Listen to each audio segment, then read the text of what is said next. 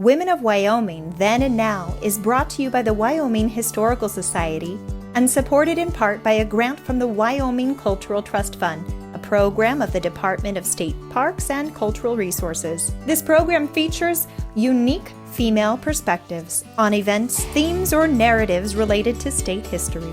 We, the host, believe that one woman's action toward a better future can result in a greater legacy that inspires and equips many generations of women to come.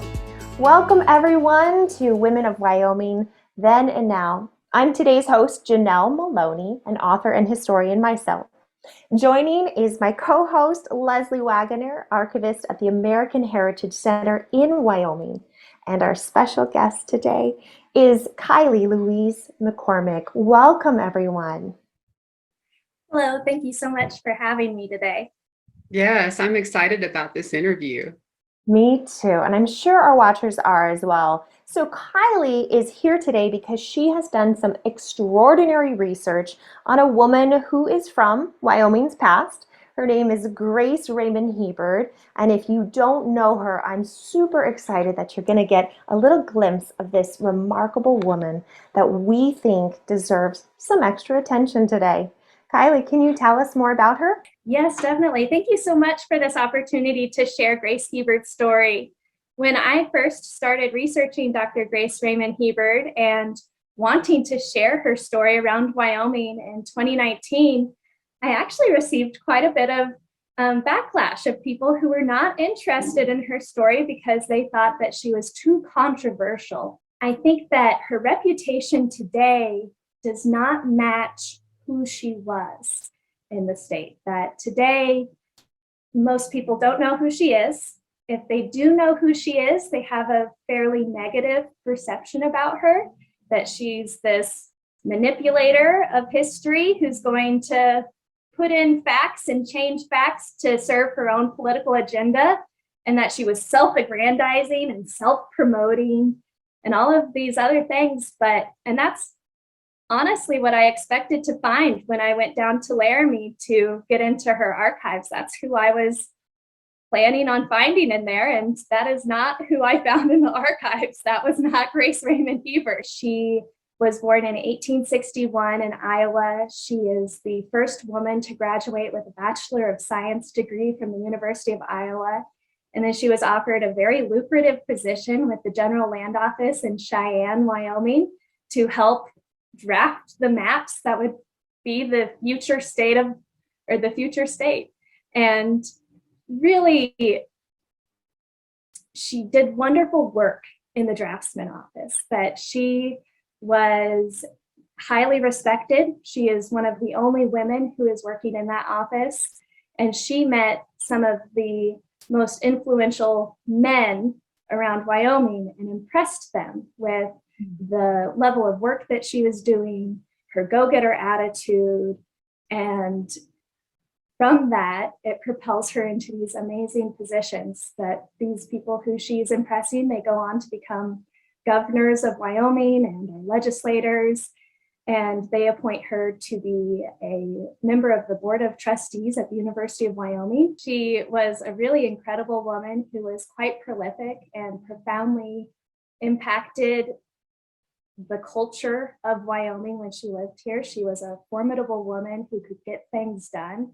And I find that when you are someone who gets things done, you're not always going to do it in a way that makes everyone happy. From there, she becomes a head of the political economy department. She is the librarian. She takes over the library when it just has a collection of about 500 books. She grows it to be over 60,000 books by the time that she was done at the University of Wyoming. And she helps to really spread that university around the state, that she develops a traveling library. So these books that she's getting into the university can go to these rural communities, and more people in Wyoming have access to education. So I know that you've done something really special in your research with her. So for the generations to come who are interested in how do I even get into history? What do I even start with? What do I even listen to or look at? Can you share with us one of those things that you've done in your research that you think might impact future perspectives on how we look at Wyoming history and the people who made it? Oh, wow. Thank you for that question. As I mentioned, when I was going down into the archives, I had a certain idea in mind of what I would find in there because of what other historians who had come before me had said about who she was and why she was doing the things she was doing. And I think it's very important that you're aware of what has been said about a source before you go in there. You know what those secondary sources are, but you don't go in there with the story already written. That it's important that you let the archive and the sources lead your way. And I'd like to say it's really wonderful to have people come to an archive to do research, to look at the sources, to look at the primary sources of history, the really the bedrock of how the story has been created. And everyone who comes finds a different aspect of the story. Thank you, Leslie. I agree completely about the importance of archive. I found a speech from William Bright in 1902. William Bright, the man who introduced woman suffrage to the territory of Wyoming in 1869. In 1902, he was standing on stage next to Susan B. Anthony at a National Woman Suffrage Association conference. And he was sharing why he brought woman suffrage, that bill, to the legislature in 1869. And he said that he knew next to nothing about woman suffrage until he met a woman named Esther Hobart Morris, and that Esther Morris loaded him down with suffrage before he went to the legislature.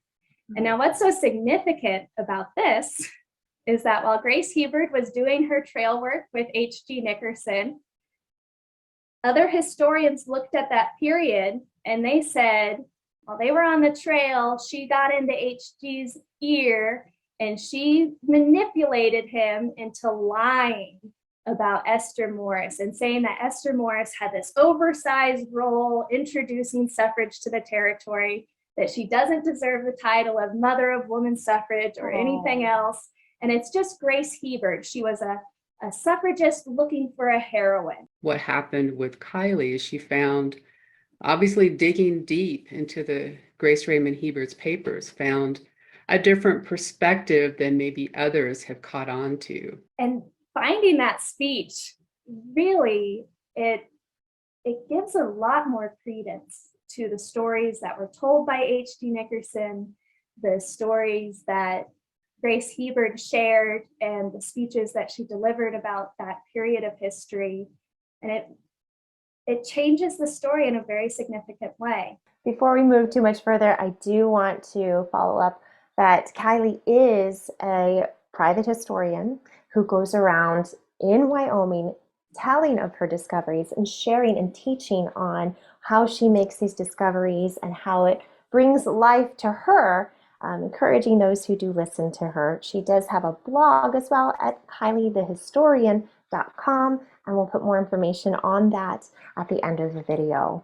I have been sharing this speech around the state in 2 of my presentations, and what I find are that the communities that I'm sharing it in are inspired by these stories. One thing about, I thought, Kylie, if you wanted to mention the level of Grace Raymond Hebard's participation in the national suffrage movement is something that I don't know if the average Wyoming resident realizes how prominent she was and how she was really, I would say, glorified in the national movement. And if you found some things about that aspect of her life. Oh, definitely. And thank you for bringing that up. But I agree, that was in 2019 was the year of the woman in Wyoming. And that's why I was trying to get Grace Raymond Hebard included in more of the celebration. But today, not a lot of people wanted to include her in their celebrations. And I think it's just a misunderstanding that she has that controversy looming over her with Esther Morris and how women's suffrage came into the territory. And what we lose sight of is that locally in 1890 or 1889, really, before Wyoming became a state, Grace Hebard was in Cheyenne, which is the heart of politics. And she found out that there was going to be an effort to leave women's suffrage out of the state constitution. And so she gathered together, and she was with a large group of women who were very prominent women around the state, saying that we need to do something about this. She was one of 3 women to draft, and she recalls herself being the primary author of something that's known as the Ladies' Resolve. And the Ladies' Resolve determined that these women, when they went to vote for and women and men, when they went to vote for the delegates to represent them at the Constitutional Convention, that they were only going to send pro-suffrage candidates. So they were entirely successful. There's 55 delegates. Only a handful of them wanted to leave women's suffrage out of the Constitution. Of that handful, only one of them really opposed women's suffrage. The others thought that it should be put to a vote. Of course, if it had been put to a vote, women would have been disenfranchised and not able to participate in that vote. So we are very grateful for the majority of those delegates who got up and spoke so eloquently about women's rights. It's really wonderful to read that Constitutional Convention and see those speeches. From there, Dr. Hebard, she was a very prominent member of the National American Women's Suffrage Association. She graduated from the University of Iowa, as I mentioned, as did the president of that association while Dr. Hebard was involved, a woman named Dr. Carrie Chapman Catt. She is the first woman to receive the first person, period, woman or man, to receive an honorary doctoral degree from the University of Wyoming. And Dr. Carrie Chapman Catt, she recruited Grace Hebard to speak at the Victory Convention held in Chicago in 1920 that was celebrating the passage of the Susan B. Anthony bill through Congress, and it had been turned over to the states. It was up to the states to ratify that amendment. And Grace Hebard, she had tooth and nail fought in order to get Governor Robert Carey in order to call an emergency session to have Wyoming ratify this 19th Amendment, recognizing women's right to vote nationally. Grace Hebard's ability to speak at that Victory Convention and give all of the different talks that she did, stand up and read a little poem, it was all determined on whether or not Wyoming had ratified that amendment. So she's writing anxiously, is he going to call the session? He needs to call that session. And she did. She spoke at the Victory Convention. They did ratify the amendment, and she received such praise. They stood up and gave her a standing ovation. And then later on, when she appeared in the balcony to read her little poem, and the women saw her appear, they stood up and they were screaming and applauding. And she begs her sister not to share this detail with other people. She's like, by Jove, tell no one. But they're just singing her praises, that she thought that she was standing there for at least 5 minutes, unable to read her poem. And she's so successful that she went to speak for the emergency week. And she's delivering speeches in front of crowds of hundreds of people. But Grace Hebard, when it comes to putting women on the national honor roll of who was significant to the fight for women's suffrage, she's trying to get Esther Morris onto that honor roll. So the president of the organization, Carrie Chapman Catt, makes the nominations on behalf of Dr. Hebard into the National Honor Roll for the significance for the fight for women's suffrage. She does nominate Esther Hobart Morris. She also nominates a woman named Teresa Jenkins, and she nominates Grace Raymond Hebard. That those are the 3 most significant women suffragists coming from the state of Wyoming, from the perspective of a very significant woman in that fight, Carrie Chapman Catt.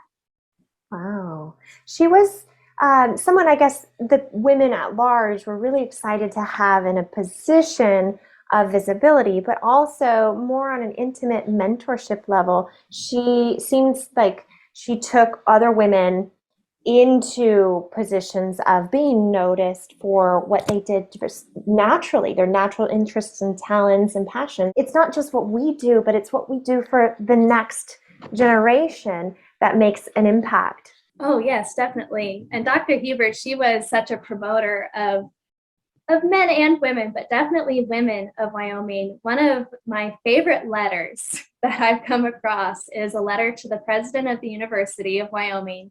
And she's talking about the 2 women librarians who are working there. And they are people who she trained and educated, and they graduated from the University of Wyoming. And she's writing to him and she says, these are college educated women, and they well trained, and they deserve a competitive salary. Oh, what year was that? Oh, yeah. Pretty early on there. She also, one of her, the person who says that she is her protege is a woman named Agnes Wright Spring. She is the only person, man or woman otherwise, to serve as a state historian for 2 states. That she was state historian in Wyoming, and she was also state historian in Colorado. In 1936, she had a couple of cancer scares. In the spring of that year, I think that she knows that her time is coming to an end. She does die in October of that year, and she's writing to all of these different people who she worked alongside, and she is appreciating the work that they got done. And she writes to the woman who designed the Wyoming state flag, Verna Keys, and she gives her this map. That's the map behind me, and thanks her for designing the flag all of those wonderful Wyoming years ago. And little did she think that they would be so successful and create something so lasting.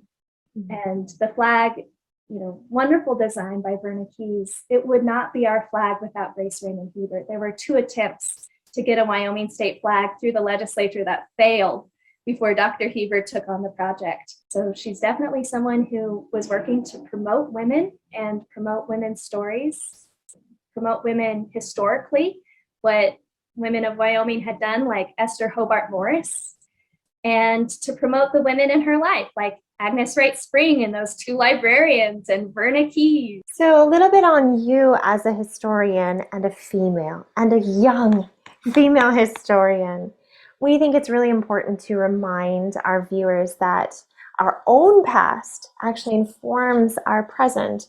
And so can you elaborate for those who want to explore, where are you coming from when you do your research? How has your past informed or shaped your present and your search? Well, I think that everyone has a unique perspective that they are bringing to these sources, that we all have a different life experience and a different educational background. And so when we read a letter, we're going to see different things in that letter. I went to an all-women's university in Roanoke, Virginia. I think that definitely helped me embrace my femininity, embrace this celebrating of women. I came to really appreciate being a woman and the perspective that it gave me. And I would love to see more Wyoming men embrace the history of the equality state and to promote that history like they did at the start of our statehood. It sounds like that's part of your personal and career legacy that you want to leave, that it's not a his or hers or him versus her type of situation, but it is us together seeing each other for what we are truly worth.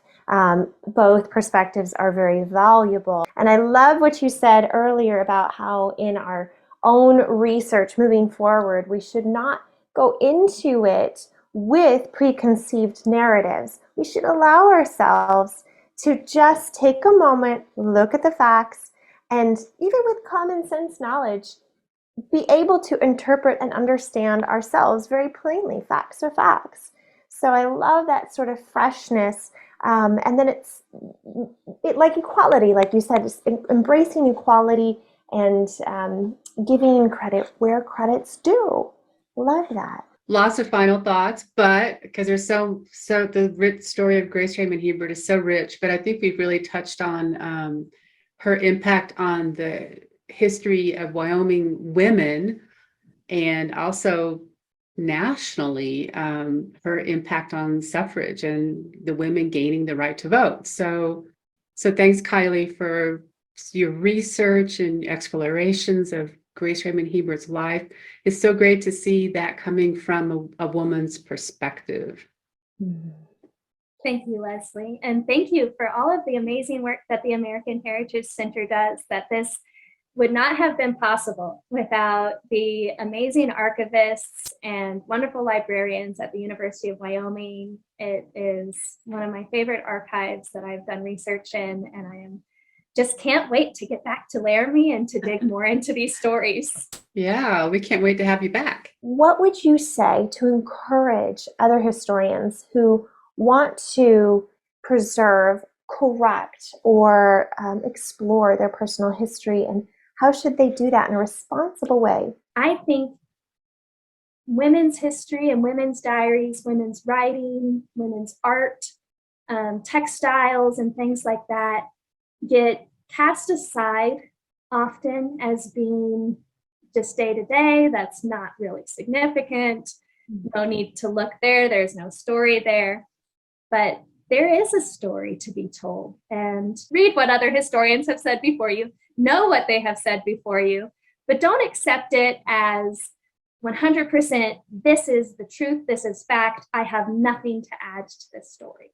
You have something to add to this story. And if you find a source, if you find letters, a trove of letters in your family archive that nobody has ever read before, I say pursue it. That's exciting. And Kylie, where could viewers find more information on Grace? What would you recommend as a first step? Definitely. I would recommend checking out the Wyoming History Day project. Is a wonderful project that is geared towards high schoolers, but there is a wonderful collection of curated, digitized material from Grace Hebard's collection. And then also, if you go to the American Heritage Center, they have digitized over 20 boxes of her collection. She has over 80 boxes there, which is quite prolific. You can read about the Wyoming state flag and her efforts to get that established, along with Verna Keys on wyohistory.org. Thank you so much. And that's all the time that we have for today's interview, but we are certain there is absolutely more and more and more to be learned from your experience, Kylie, and from Grace Raymond Hebard's story. We are delighted to have the opportunity to pass this information along to others who may have questions or want to learn more. Of course, we'll include links at the end of the video so that you can pursue that information. And we are so glad that you joined us again. Thank you, Leslie, for your awesome comments and your input on such an incredible topic. And thank you, Kylie. We are so blessed to have you with us today. Goodbye, everyone.